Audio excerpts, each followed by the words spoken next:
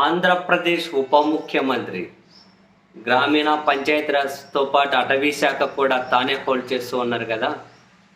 ఆ గౌరవనీయులైన మంత్రి గారు మరో విచారణకు ఆదేశించారు. అది మాజీ మంత్రి పెద్దిరెడ్డి రామచంద్రారెడ్డి గారి భూముల వ్యవహారానికి సంబంధించి. అయితే ఇదంతా ఎట్లుంటుంది అంటే, ఒక తెలుగుదేశం పార్టీ పత్రికలో వార్త రావడం, ఇమ్మీడియట్గా ఈ మినిస్టర్ గారు విచారణకు ఆదేశించడం, అక్కడికి అధికారులు పోవడం, ఏమీ లేదని తేల్చడం, ఈయన సైలెంట్ అయిపోవడం, మళ్ళీ తెలుగుదేశం పార్టీ పత్రికలో రావడం, ఈయన విచారణకు ఆదేశించడం, మళ్ళీ అధికారులు వెళ్ళడం, ఏమీ లేదని తేల్చడం, ఈసారి సైలెంట్ అయిపోవడం. ఇది ఒక కంటిన్యూస్ ప్రాసెస్గా జరుగుతూ ఉంది. మరి పెద్దిరెడ్డి రామచంద్రారెడ్డి గారి మీద విచారణకు ఆదేశించి ఇందులో ఏమైనా తేలుస్తారేమో తెలియదు. అసలు విషయం ఏంటంట, ఈరోజు చంద్రబాబు నాయుడు గారు రాజగురువు పత్రిక అనబడి ఆ పత్రికలో బ్యానర్ హెడ్డింగ్ అదే కదా, పైన పెద్దిరెడ్డి రామచంద్రారెడ్డి గారు పొంగనూరు మంగళంపేట దగ్గర ఎక్కడో అటవీ భూములేమో ఆక్రమించి ఆయన ఏమంటారు పెద్ద గెస్ట్ హౌస్ కట్టారు అని, పశువుల షెడ్లు వేశారు అని, మొత్తం ఆయన ఆధీనంలో పెట్టుకున్నారు అని, అది అటవీ భూమి ఆక్రమించినట్లుగా అనుమానం ఉంది అని రాసుకుంటూ వచ్చారు. ఆయన మీద అయితే మొత్తానికి బ్యానర్ కథల మీద రాశారు. ఈ పత్రికలు ఇలా రాసుకుంటూ రావడం కొత్త ఏమీ కాదు.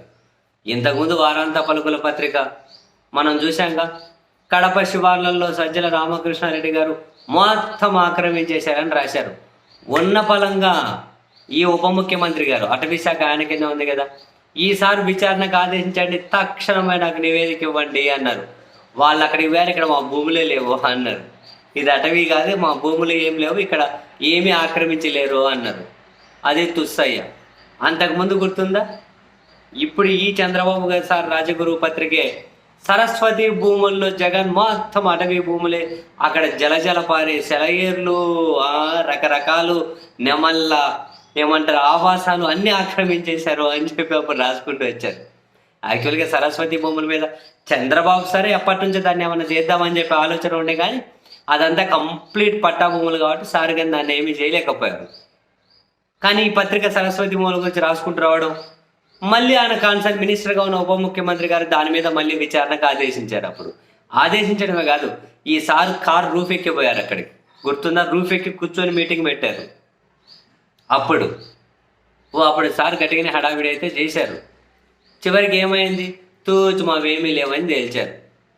అప్పుడు జగన్ గారి సరస్వతి భూములు అట్లా, తర్వాత సజ్జల గారి కడపు అవేమో అవి తూచు. ఇప్పుడు మళ్ళీ పెద్దిరెడ్డి గారి మీద ఒక పత్రిక బ్యానర్ కథనం పెట్టగానే ఇమ్మీడియట్గా ఉప ముఖ్యమంత్రి గారు అక్కడ అధికారులకు ఆదేశాలు ఇచ్చారు. తక్షణం వెళ్ళండి, విచారణ చేయండి, నాకు ప్రాథమిక నివేదిక ఇవ్వండి, మొత్తం చట్ట ప్రకారం ఎవరెవరు ఎట్లా బాధ్యులో తేల్చండి, చట్ట ప్రకారం అందరినీ శిక్షించండి, టక సార్ అయితే ఆదేశాలు ఇచ్చారు. ఇక అధికారులు ఉరుకులు పరుకుల బదులు విచారణ చేసి మరి ఏమేమి తేలుస్తారో ఈసారైనా చూడాలి. మరి మొదటి 2 సార్లు అయితే తుష్టపకాయలు అయ్యాయి, మరి ఈసారి ఇంకేమైనా తేలుస్తారా ఏమో తెలియదు. ఆ పత్రికల్లో రావాలి, ఈసారి ఇమ్మీడియట్గా విచారణకు ఆదేశించాలి. ఇది ఒక కంటిన్యూస్ ప్రాసెస్, మరి ఏమవుతుందో చూద్దాం ఈసారి.